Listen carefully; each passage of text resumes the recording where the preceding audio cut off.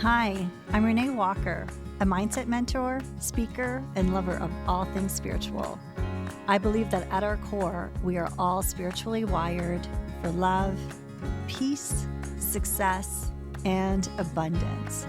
Here on the podcast, we're diving into mindset, wellness, and business, but always through a spiritual lens.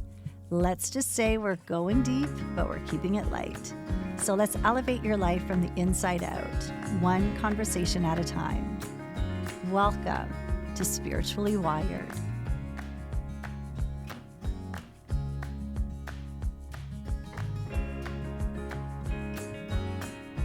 Welcome back to the Spiritually Wired podcast. It's that time of year. It is time for our year-end process. So one thing that I love, if you know me, is I love my rituals because they are a perfect way to anchor us, to really bring us into a space of presence, of reflection, of awareness. And one of my favorite yearly rituals is taking the time to sit down with my journal and really process the year. So I have put together a year-end process guide, which I'm going to link in the show notes so you can download it, you can have it close to you.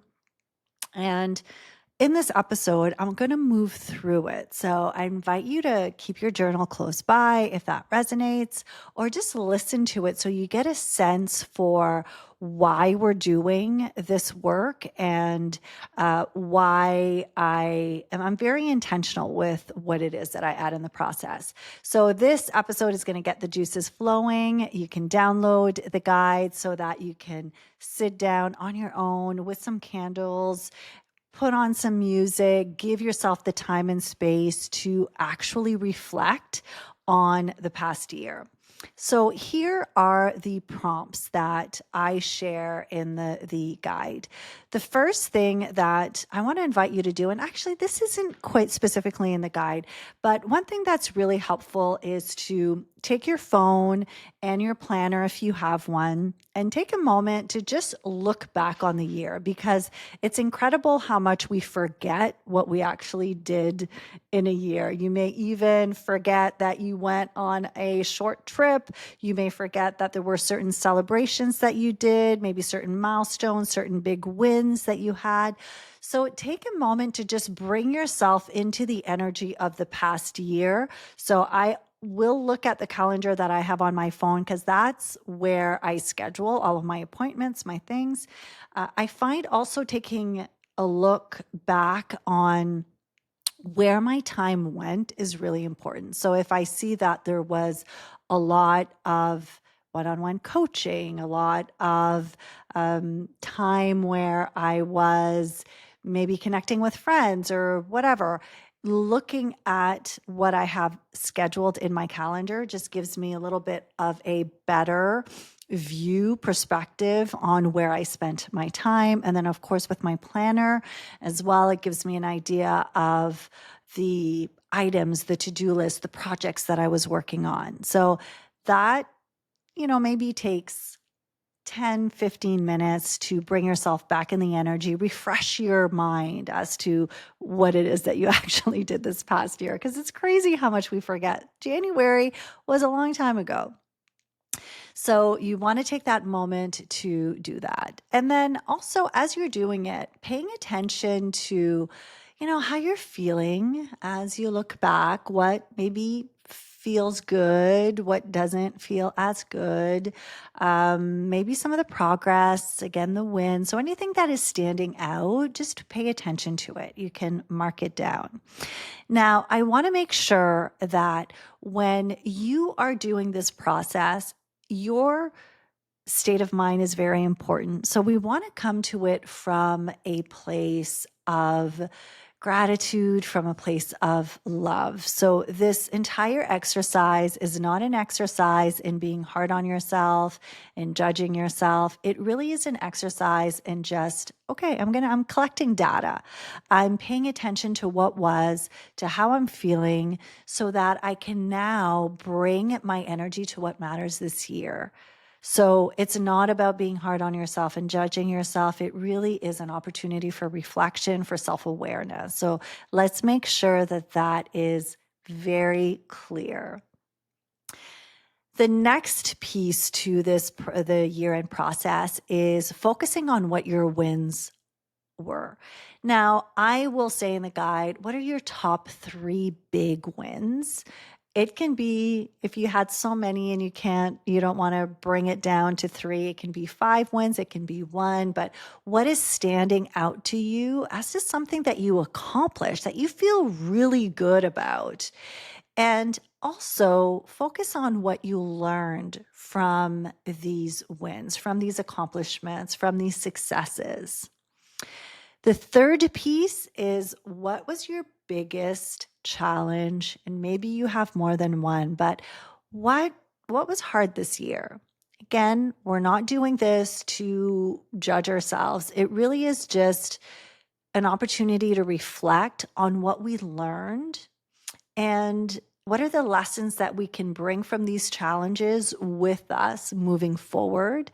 And also, I'd say, what can you let go from it? Maybe something happened that was not what you were hoping for.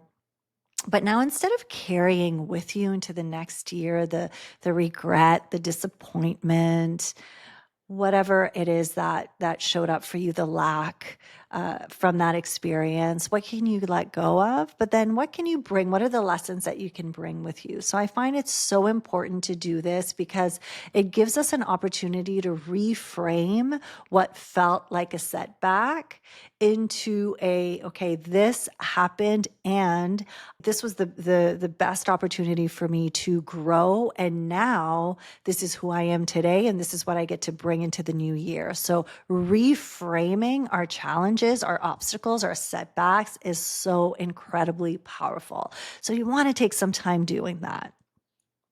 Now, when I set goals for the new year, and there's going to be an episode coming up shortly on setting goals with soul, which is one of my yearly rituals that I do. And actually, there's also going to be a virtual experience that's going to be happening in January. So stay tuned for that. But one of the things that I always focus on is choosing a word for the year. So if you did choose a word for the year, and that word really is about the energy that you are wanting to embody, what you're wanting to call in. So taking a moment now to reflect back on that word. And is it a word that is still resonating? What did you learn from having that word as your guide? My word for 2025 was breakthrough. I've talked a lot about my experience in using the word breakthrough. The year before it was depth.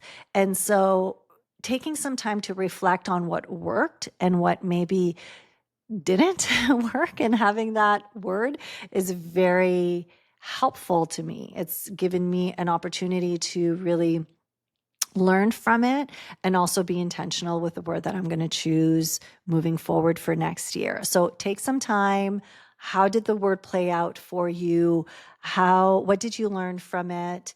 And then also, if you didn't have a word, or even beyond your word, is if you were to think of your year as being a movie. So when you look back on your year, and if you were to imagine it being a movie, what would be the name of it? And it's always an interesting exercise to think about it that way, because sometimes it aligns with the word that we had, and sometimes it's completely different. Because of course, at the beginning of the year, we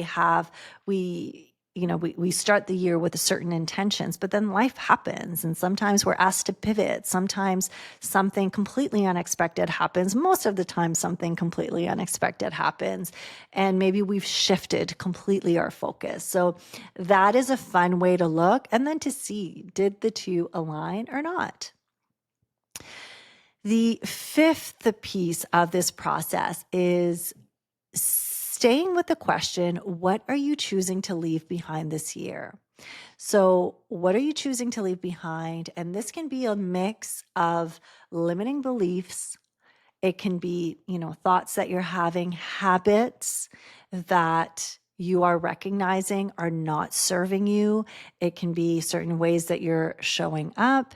It can maybe be people or relationships. It can be a job. It can be whatever it is that is showing up for you, but taking some time to be okay.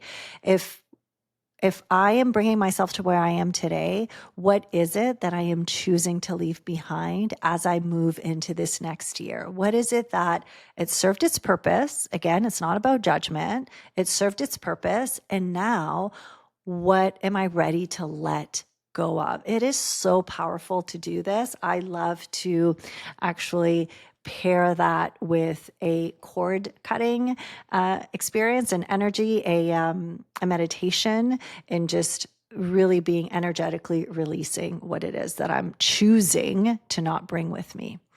And so, if number 5 is what are you choosing to leave behind this year, then the next question, the sixth piece to this process is what are you choosing instead? So now you're going to flip the script and you're going to explore what it is that you are choosing now to take with you.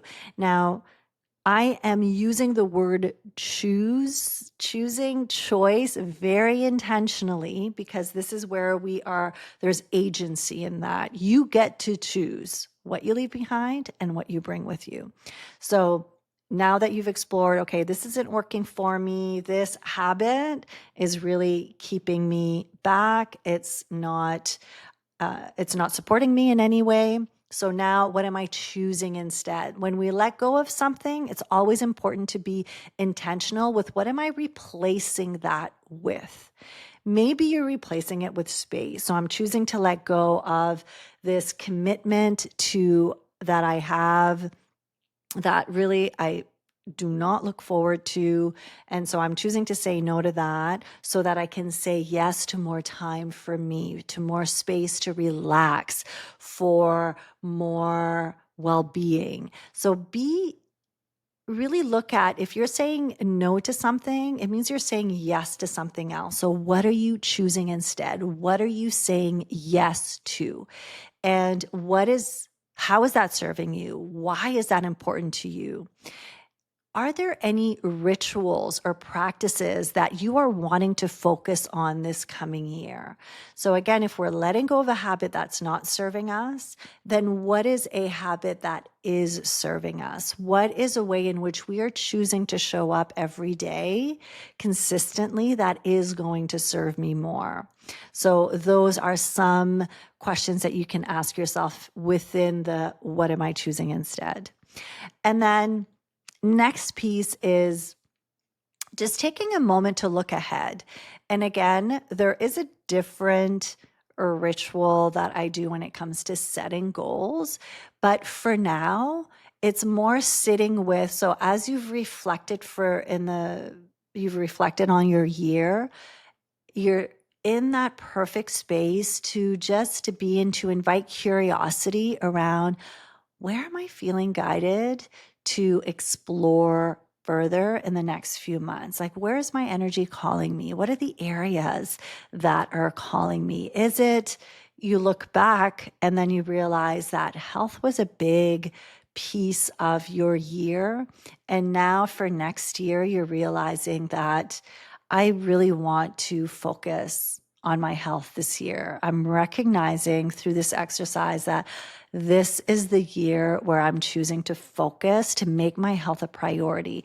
Maybe that's your business. Maybe it's around money. Maybe it's a relationship that you can see, okay, this was a very difficult time in this relationship.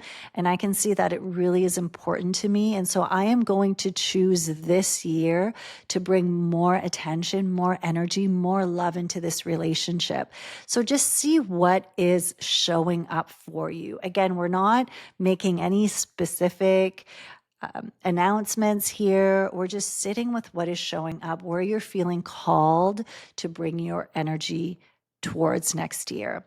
And then the last piece. So whenever I do any type of work like this, the last piece is just always surrendering it. And this is the energetic piece of, okay, this is where I'm at. today. We're taking a snapshot of your life, right? This is where I'm at today. I've taken a moment to look back, to see what's working for me, what's not working for me, what's calling me forward, what I'm ready to let go of. And then it's almost the surrendering piece. It's like you're just handing it over to the universe, coming back to a place of trusting that you're exactly where you need to be right now for your expansion. So it's the gratitude piece, inviting gratitude for all that was, for the great moments, the wins, the accomplishments, and also gratitude for maybe the moments that didn't feel as good, but were opportunities for you to learn, to grow from. So gratitude, surrendering, and just trusting that you're exactly where you need to be. So I hope that this helps you in, again, taking a different perspective. I always use the word zooming out. It's just an opportunity to zoom out, to honor all that has been, honor exactly where you are in this moment, and honor where you want to move forward in this next year. 2025, if you're into numerology, it was a year of completion, a year of nines. There's a lot of completion that took place this past year for many people. 2026 is a completely different energy. Actually, even 2025 was the year of the snake, right? Which is just releasing so much stuff, letting go. So if this was a hard year for you, yeah, it makes sense because you were shedding, letting go of a lot of things that weren't aligning for you. And then 2026 is the year of the horse, which is more about freedom. And so there's an expansive energy to 2026, generally speaking, which I'm super excited about and I am so ready for. So I am so grateful that you're here. I'm sending you so much love. I'm really looking forward to us setting some intentions and really creating so much magic in this next year. And I want to remind you, as always, that you are spiritually wired for love, for success, for peace, for abundance. And I will see you next week. Thank you for listening to Spiritually Wired.